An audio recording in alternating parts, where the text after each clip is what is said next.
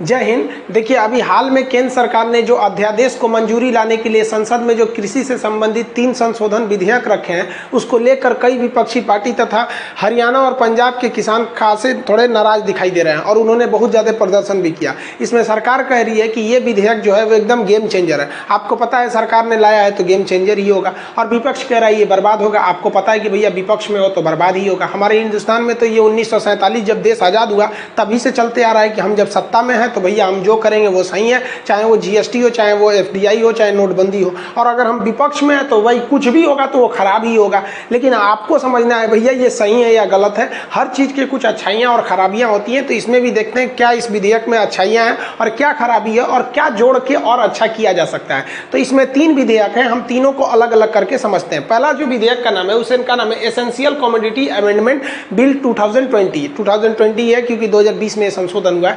हिंदी में contract farming को रखा गया। अब इस विधेयक को ध्यान से समझिए, इसमें जो मेन चीजें क्या कही गई, ये अच्छा है विधेयक। इसे हिंदी में कहेंगे मूल्य आश्वासन पर बंदोबस्त एवं सुरक्षा समझौता। किसानों को एक बहुत बड़ी समस्या रहती है। किस चीज़ की समस्या? अगर वो गेहूं बोने गया है, अब गेहूं में उसको भी देख रहा है कि गेहूं बोने गए हैं तो 25 रुपये किलो गेहूं बिक रहा है, तो सोचता है कि चलो गेहूं लगा देंगे। 4 महीना बाद जब इसे काटने जाता है ना तो बेचारा 25 रुपये की जगह गेहूं 16 रुपये हो जाता है, तो परेशान हो जाता है किसान, क्या करे। तो इस विधेयक के तहत अब कहा गया है कि बड़ी बड़ी कंपनियां जो है ना, अब वो कॉन्ट्रैक्ट फार्मिंग कर सकती हैं, यानी आप अनुबंध कृषि कर सकती है। अब ये क्या है भैया अनुबंध कृषि? तो बहुत ज़रूरी है, आप इसे ध्यान से समझिए। लेज कंपनी चिप्स बनाती है। पार्ले कंपनी करोड़ों की संख्या में बिस्किट बनाती है, ब्रिटानिया, पार्ले, ये सब। तो पार्ले कंपनी को गेहूं चाहिए, लेस कंपनी को क्या चाहिए? आलू चाहिए। लेकिन इन्हें आलू 2-4 किलो नहीं चाहिए। इसे थोड़ा मालगाड़ी बुक कर लेता है। ऐसा कौन सा गली मोहल्ला होगा जहां चिप्स नहीं बिक रहा है, जिसको आप डीलर कहते हैं, उसी के पास वो कंपनी ले आके पटक देती है कि लो भैया, अब तुम यहाँ पर इस शहर में जितने लोगों को जरूरत होगा तुम छोटे व्यापारी को देना, वो छोटे को देगा, वो दुकानदार को देगा, वहां बिकेगा। अब जरा सोचिए कि अगर ये जो कंपनी वाला है, जो उस शहर का सबसे बड़ा डीलर है, जो गोदाम वाला, अगर वो खूब ज्यादा सरसों के तेल को कई लाख लीटर रखे हुए हैं और उससे आ रहे हैं सर सप्लायर खरीदने के लिए, होलसेलर खरीदने के लिए कि साहब हमको सरसों तेल चाहिए, तो कहेगा कि नहीं है, ये नहीं है, जाओ यहाँ पे।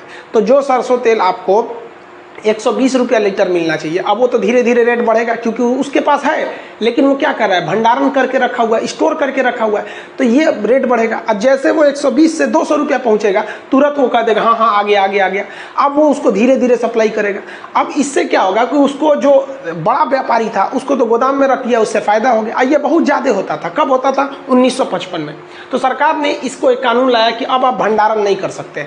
इसमें नियम लाए हैं, पढ़े नहीं है क्या? एसेंशियल कमोडिटीज के लिए आप युद्ध है, अभी युद्ध चल रहा है कहीं नहीं, कोई आपदा आई हुई है, अभी तो खैर कोरोना है, कोरोना बीतने के बाद करें, कोई आपदा है तो पुलिस कहेगी नहीं तो निकलिए यहाँ से। अब कह लिए गोदाम चेक कीजिएगा। गोदाम में भंडारण आप तभी चेक कीजिएगा जब युद्ध और आपदा के समय हम भंडारण करेंगे, उससे पहले हम कर सकते हैं। मसाले का रेट बढ़ जाएगा। क्या सोच के लाया गया हमको समझ में नहीं आ रहा है। गवर्नमेंट क्या कह रही है इस पर कि भाई हम ये भंडारण क्षमता व्यापारी को भी दे रहे हैं और किसान को भी दे रहे हैं कि किसान जो है अगर वो आलू बोया है और आलू बोते समय उस आलू का रेट 10 रुपया है तो आलू किसान भी रख ले अपने जगह पे, अपने यहाँ घर में आलू रख ले और 2 महीना बाद बेचे जब आलू का रेट 25 रुपया हो जाएगा। तब ये बताइए किसान के यहाँ नया फसल बोएगा, किसान का हवेली रहता है क्या? उसके घर में बेचारा कितने गरीबी से किसान जीते हैं सब नहीं समझ में आता है। बेचारा उसको खुद के रहने के लिए अच्छा सुविधाएं नहीं होती है। कहते हैं किसान के बारे में घर तो पकती थी उसकी, लेकिन फिर भी वो किसान बारिश की दुआ मांगता था।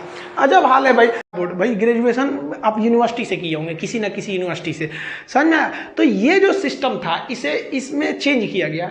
ये 12 साल जो गवर्नमेंट के अंडर में आप पढ़ाई कर रहे हैं, इसकी शुरुआत होती थी जब आपकी उम्र 6 साल हो जाती थी, यानी 6 साल की उम्र में आप क्लास 1 में एंट्री कर जाते थे और उसके बाद गवर्नमेंट आप पर 12 साल तक आप पर निगरानी रखती थी आप क्या क्या पढ़ रहे हैं। अब की गवर्नमेंट ने कहा कि भैया हम ये 12 साल नहीं रखेंगे, अब हम आपको 15 साल निगरानी रखेंगे।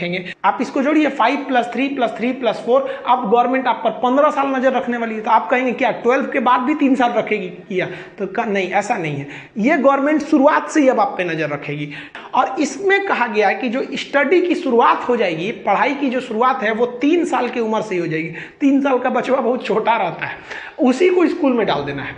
गवर्नमेंट ने खास करके जो इस समिति जी कस्तूरी रंजन की अध्यक्षता में इसने ये किया कि आखिर लड़का स्कूल से भागता क्यों है। नोबेल पुरस्कार देना चाहिए। ऐसा डीएम साहब को ये समझा रहे हैं कि मीडिया वाले 2 दिन बाद चले जाएंगे, बाकी हम ही लोग काम आएंगे। भाई साहब आप लोग कितना काम आते हैं ना, सबको पता होता है। यहाँ अगर कोई मर जाए ना सड़क एक्सीडेंट में तो कोई नहीं आने वाला है यहाँ पे, ये बोलते हैं। और कमेंट देखिए भाई साहब का, ऐसे डीएम साहब, ऐसा डीएम को तो टॉप डीएम घोषित करना चाहिए, जिन्होंने क्या कहा कि अरे तुम्हारी बेटी अगर कोरोना से मर जाती तो क्या होता, देखो कितना फायदा है कि तुमको मुआवजा मिल गया तुम्हारी बेटी के मरने का। मतलब अगर किसी को मुआवजा देने की औकात है ना, 25 लाख रुपए है, तो वो बलात्कार कर सकता है। क्योंकि बलात्कार करने के बाद क्या कहेगा कि भाई आप पागल हो, हाँ अरे कोरोना से मर जाएगी कुछ नहीं मिला, बलात्कार करके मार दिए 25 लाख रुपया मिला। मतलब इस हिंदुस्तान में 25 लाख रुपए आपको मुआवजा देने की है ना, तो आराम से आप बलात्कार कर सकते। ये कोई आम आदमी नहीं कर रहा है भाई, डीएम साहब कर रहे हैं, डीएम साहब यहाँ पर। और इस डीएम साहब को अभी तक सस्पेंड नहीं किया गया है,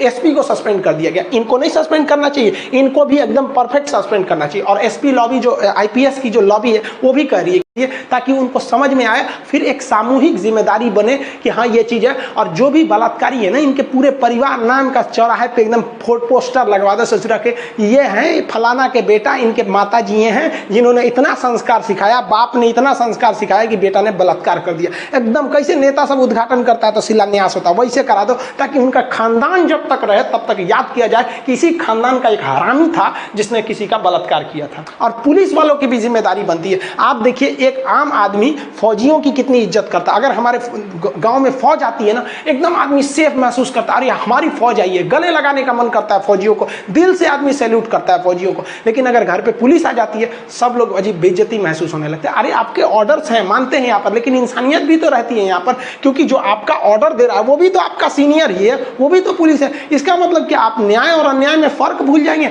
आपका अगर सीनियर कहने लगा कि किसी का रेप कर दो, तो मतलब आपका आदेश है तो आप रेप कर दीजिएगा, ऐसा थोड़ी। अरे सेरिया लियोन है रे, ओके सनी लियोन कौन लिख रहा है बकलोलवा कहीं का, सेरिया लियोन नाम है उसका, सनी लियोन लिखता है लोल।